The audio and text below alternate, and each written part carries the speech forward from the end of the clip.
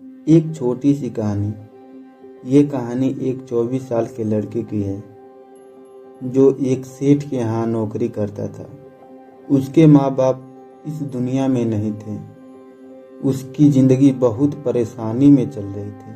वह जाता था, रोजाना पैसे कमाकर घर आता था, पकाता था, खाता था और सो जाता था। एक दिन उसने देखा कि उसने 4 चपाती और सब्जी बनाई। हाथ मुंह धोकर जैसे ही वापस आया तब तक 3 चपाती बची। दूसरे दिन भी यही हुआ। तीसरे दिन उसने ध्यान लगाया और चूहे को पकड़ लिया। एक चूहा मोटा सा चपाती लेकर जा रहा था। चूहे को पकड़ा तो चूहे ने बोला, भैया मेरी किस्मत का क्यों खा रहे हो? मेरी चपाती तो मुझे ले जाने दो। लड़के ने कहा, देखो यार, मेरे पास ज़्यादा पैसे नहीं हैं। सिर्फ 4 चपाती मैंने बनाई है, उसमें से एक तुम ले जा रहे हो। मैं क्या करूँगा? मेरी जिंदगी ने मुझे बेहाल कर रखा है। चूहे ने कहा, तुम्हारे सारे सवालों के जवाब तुम्हें एक इंसान दे सकता है। लड़के ने पूछा, कौन है वो? तो चूहे ने कहा, महात्मा बुद्ध हैं। उनके आश्रम में जाओ, उनसे अपनी जिंदगी के बारे में पूछो। वो तुम्हें रास्ता बताएंगे कि करना क्या है।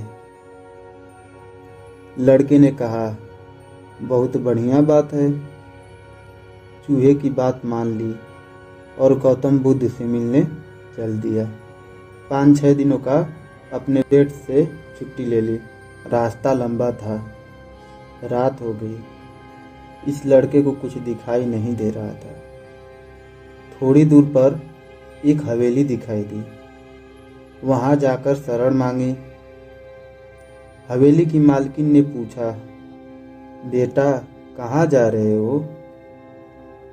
लड़के ने बोला, बुद्ध के आश्रम जा रहा हूँ, उनसे मिलने के लिए।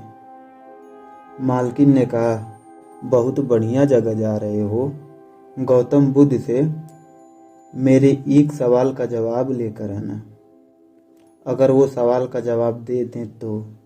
लड़के ने कहा, आपका सवाल जरूर पूछूंगा, आप अपना सवाल बताइए। तो हवेली की मालकिन ने कहा, बेटा मेरी 20 साल की बेटी है जो 20 सालों से एक शब्द भी नहीं बोली है। बस उनसे पूछ लेना ये कब बोलेगी। यह बोलते हुए उनकी आंखों में आंसू आ गए। लड़के ने कहा, माताजी आप परेशान ना हों, मैं जाऊंगा और आपके सवाल का जवाब जरूर लाऊंगा। लड़का अगले दिन चल पड़ा। रास्ता बहुत लंबा था। रास्ते में उसे बड़े बड़े पहाड़ मिले, ऊंचे ऊंचे पहाड़, बर्फ वाले पहाड़। उसे समझ में नहीं आ रहा था कि उसे कैसे पार करूं। तभी उसे एक जादूगर दिखाई दिया जो वहां बैठकर तपस्या कर रहा था। वह जादूगर के पास गया, उनसे बोला, मैं गौतम बुद्ध से मिलने जा रहा हूँ। रास्ता बहुत लंबा है, बहुत ही परेशानी वाला लग रहा है। इस ऊंचे पहाड़ को कैसे पार करूं? जादूगर ने कहा, गौतम बुद्ध से मिलने जा रहे हो? मेरी एक सवाल का जवाब लेकर आना, तुम्हें पहाड़ में फटाफट पार करा दूंगा। लड़के ने कहा, अपना सवाल बताइए। तो जादूगर ने कहा, 1000 सालों से मैं यहाँ इसी पहाड़ पर तपस्या कर रहा हूँ स्वर्ग जाने के लिए। मुझे समझ नहीं आ रहा है कि मैं स्वर्ग कब जाऊँगा। लड़के ने कहा, ठीक है, मैं आपके सवाल का जवाब लेकर आता हूँ। जादूगर ने छड़ी घुमाई और लड़के को पहाड़ पार करा दिया। मैदानी इलाका आ गया। वहाँ पर एक बड़ी सी नदी थी। लड़के के सामने फिर से समस्या थी कि यह नदी कैसे पार की जाए। तभी उसे वहां बड़ा सा कछुआ दिखाई दिया। कछुए से मदद मांगी, अपने पीठ पर बैठाकर नदी पार करा दीजिए। कछुए ने कहा ठीक है। जब नदी पार कर रहे थे तो कछुए ने पूछा, कहाँ जा रहे हो? तो लड़के ने कहा, गौतम बुद्ध से मिलने जा रहा हूँ। कछुए ने कहा, वाह यार, बड़ी अच्छी जगह जा रहे हो। मेरे भी एक सवाल का जवाब लेकर आना। लड़के ने कहा, आप भी अपना सवाल बताइए। कछुए ने कहा, मैं 500 सालों से इस नदी में हूँ और ड्रैगन बनने की कोशिश कर रहा हूँ। ड्रैगन कब बनूंगा ये पूछ लेना बस। लड़के ने कहा ठीक है। लड़का पहुंचा आश्रम में। गौतम बुद्ध के पास प्रवचन चल रहा था। जब प्रवचन खत्म हुआ तो गौतम बुद्ध ने कहा, हर कोई मुझसे सवाल पूछ सकता है, लेकिन सिर्फ 3 सवालों के जवाब दिए जाएंगे। अब लड़के के सामने समस्या थी, किसके सवाल को ड्रॉप करें, किसके सवाल को छोड़ें और किसका सवाल पूछें। लड़के ने सोचना शुरू कर दिया। सबसे पहले हवेली की मालकिन नजर में आई। ध्यान में आई तो उसे लगा कि उनकी बेटी बोल नहीं पा रही है, वह बहुत परेशान है। उनकी आंखों में आंसू थे। इनका सवाल पूछना जरूरी है। दूसरी तस्वीर उसके दिमाग में आई, वो आई जादूगर की। जादूगर 1000 सालों से वहां तपस्या कर रहा है, बर्फ के पहाड़ पे। तीसरी तस्वीर आई कछुए की, जो 500 सालों से नदी में है, ड्रैगन बनना चाहता है। फिर लड़के को अपनी तस्वीर नजर आई, जो एक सेठ के यहाँ नौकरी करता था। लड़के ने सोचा, मैं तो नौकरी कर ही रहा हूँ, खाना खा ही रहा हूँ, ठीक चल ही रहा है। थोड़ी और मेहनत करूँगा, कुछ बदलूँगा।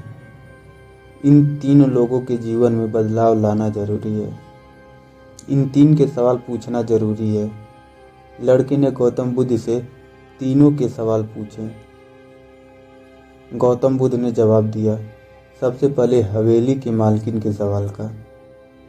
उन्होंने कहा, उनकी बेटी जो 20 साल की है, उसकी जैसे ही शादी होगी वह बोलना स्टार्ट कर देगी।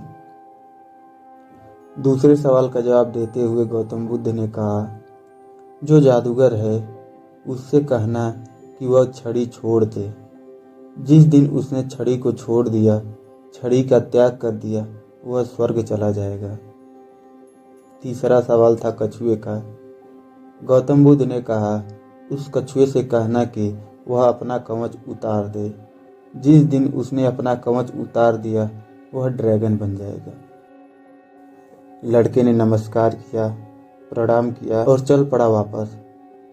रास्ते में कछुआ मिला। उसने कहा, भाई कवच उतार दो, गौतम बुद्ध ने कहा है कि तुम ड्रैगन बन जाओगे। कछुए ने जैसे ही कवच उतारा, मोती ही मोती निकल आए। कछुए ने कहा, इस मोती का मैं क्या करूँगा, आप ले जाओ। लड़के को मोती दे दिया और कछुआ ड्रैगन बन गया। थोड़ा आगे चला तो जादूगर मिला। उसने जादूगर से कहा, भैया आपको छड़ी छोड़नी पड़ेगी, तभी आप स्वर्ग जा पाओगे। ये लो, छड़ी छोड़ दी। ये छड़ी तुम रख लो, मैं स्वर्ग चला जाऊंगा। जादूगर स्वर्ग चला गया। अब बारी आई तीसरे सवाल की। वो पहुंचा उस हवेली में जहां मालकिन ने सवाल भेजा था। मालकिन, जो आपका सवाल था उसका जवाब मिल चुका है। आपकी 20 साल की बेटी की जब शादी हो जाएगी वह बोलने लगेगी। उन्होंने कहा, क्या बात है, देर कैसी, मेरे सामने ही तो दूल्हा बैठा है। तुमसे बढ़िया लड़का कौन हो सकता है। लड़की को बुलाया गया। लड़की ने लड़के को देखा, लड़के ने लड़की को देखा, शादी करा दी गई। और जैसे ही शादी हुई, लड़की ने पहली बात बोली, आप तो वही हो जो उस दिन रात में हमारे यहाँ आकर रुके थे। लड़की ने बोलना शुरू कर दिया। लड़के के पास जिंदगी में पैसा आ गया, क्योंकि उसके पास मोती ही मोती आ गए थे। जादूगर की छड़ी आ गई, ताकत ही ताकत आ गई, और शादी भी हो गई। लड़की की ज़िंदगी सेटल हो गई। ये सिर्फ इसलिए हो पाया क्योंकि लड़के ने अपनी सवाल का त्याग कर दिया था। इस दुनिया में जो जहाज होता है, जब किनारे पर होता है तो सुरक्षित होता है, सबसे ज़्यादा सेफ होता है, लेकिन उसे दूसरे किनारे पर जाने के लिए इस किनारे का त्याग करना पड़ता है, लहरों से भिड़ना पड़ता है, मुकाबला करना पड़ता है। इस लड़के ने जब तक अपना सवाल नहीं छोड़ा था, इसको जवाब नहीं मिले थे। ये छोटी सी कहानी लाइफ में बहुत बड़ी बात सिखाती है। अगर आप भी कुछ कमाल करना चाहते हैं तो त्याग कीजिए उन बुरी आदतों का, आलस्य का। सुबह जल्दी उठना शुरू कीजिए। अपने लाइफ में जो बैड हैबिट्स हैं उन्हें हटाइए, तभी जा कर के आप कमाल कर पाएंगे।